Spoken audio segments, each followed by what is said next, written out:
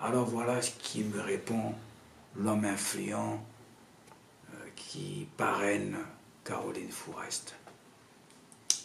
Il me répond avec ces termes,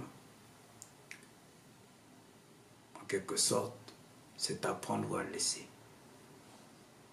Et il m'infantilise à plusieurs reprises pour me dire que quand il me présente des gens, il faut que j'ai un langage et que je sache me tenir et que je laisse de côté mes états d'âme. C'est un système, il faut que j'accepte de rentrer dans le système. Sans ça, je vais rester en galère toute ma vie, comme je l'ai été jusqu'à aujourd'hui. Je lui ai dit, je lui ai répondu, ce système, nous avons saigné depuis notre histoire avec la France pour le construire. Nous avons saigné quand la France était agonisante, souffrance, attaquée par leurs frères blancs d'Allemagne. Nous sommes venus mourir pour la France. Ce système, nos parents ont marché, ont fait le tour du monde quand la France était en ruine pour renflouer la caisse des banques françaises pour que la France se relance. En gage, nos parents ont demandé leur indépendance sur leur savoir-faire. La France a exterminé nos parents qui ont conçu ce système. La France des sataniques, la France des kabbalistes. Ce système que vous dites que si je n'accepte pas les codes, je vais rester éternellement en galère. J'ai porté le maillot de bleu, blanc, rouge. J'ai été capitaine de l'équipe de France de taekwondo. Ce qui veut dire que je montais sur un air de combat pour défendre les couleurs de la France. Ce système, j'ai produit des artistes avec une production de labels indépendants. Ce système du showbiz m'a rejeté.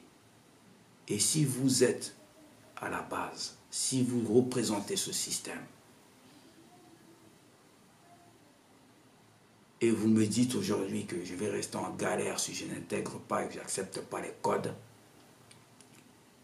alors je comprends pourquoi vous avez publié ce livre,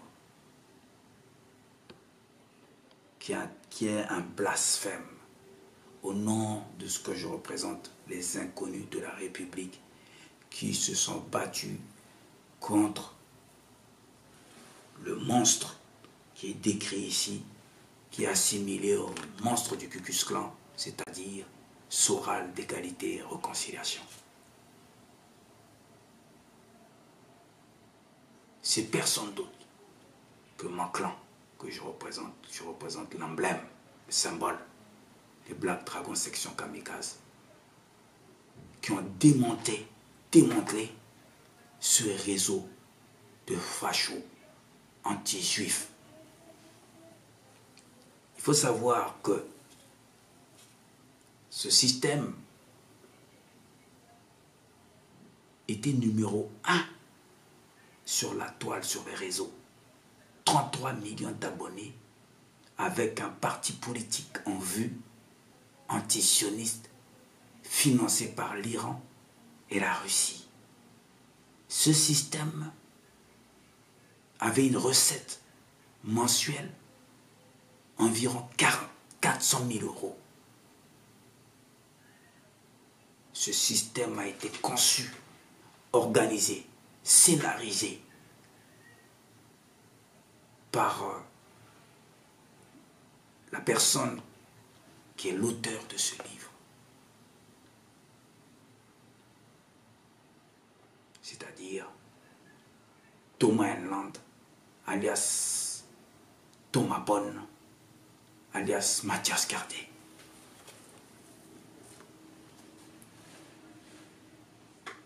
De là, j'ai dit, à nos hôtes que je préfère de loin ma galère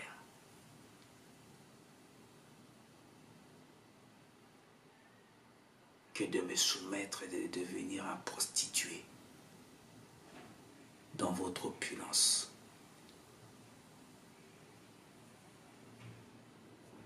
Et quand on lit la Bible, je peux juste constater que c'est la description transcrite de Judas, leur réaction. Alors je comprends tout à fait comment Dieu, le Créateur, a condamné Gomorrhe et Sodome.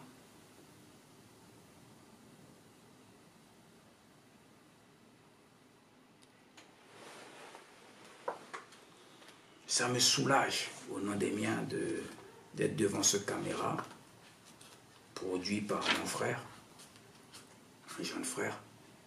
Ça me libère l'esprit. Ça illumine mon intérieur.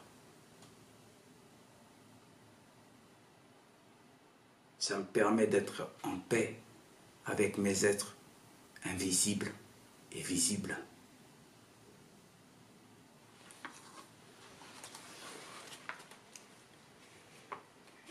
Je tourne la page.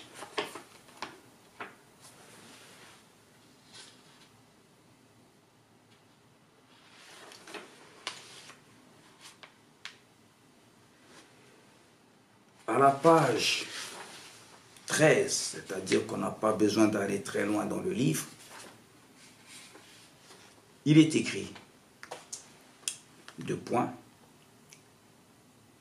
c'est-à-dire Soral, le grand monstre assimilé au Ku Klux Klan, dit, d'après Thomas Land, il accuse notamment d'avoir joué un rôle décisif.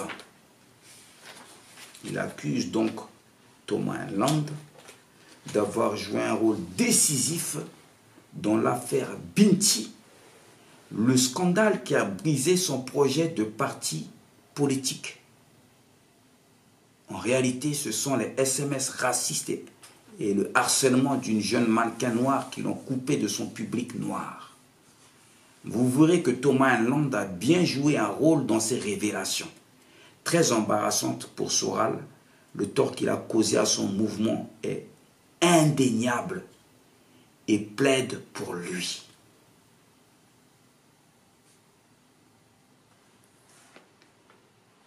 Vous voulez que je répète?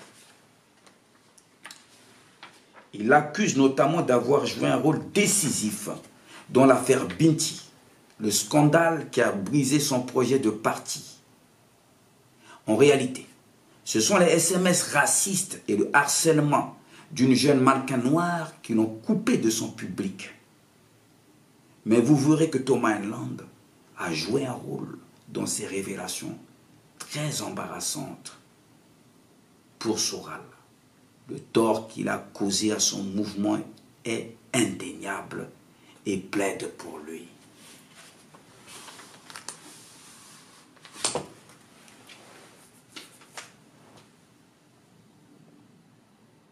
Moi, je suis cité à plusieurs reprises dans cet ouvrage en qualité de mentor qui a inspiré Thomas Land tout le long de sa vie, d'après ce qu'il écrit, que nous sommes affiliés parce que sa mère vient de mon village et qu'il a grandi dans l'ombre de mes actions et mes activités contre les néo-nazis, les fachos, les skinheads. Il a baigné dedans dès de ce jeune âge. Ça l'a inspiré par la suite pour être ce qu'il est.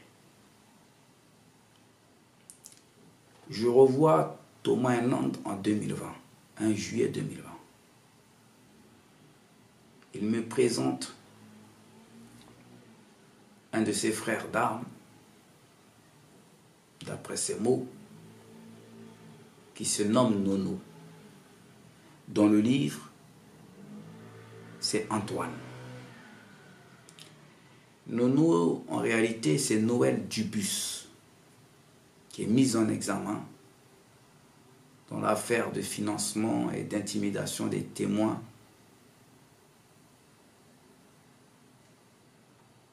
dans l'affaire Sarkozy-Takidine au Liban et en Libye. Thomas Enland aussi est mis en examen depuis le 21 octobre.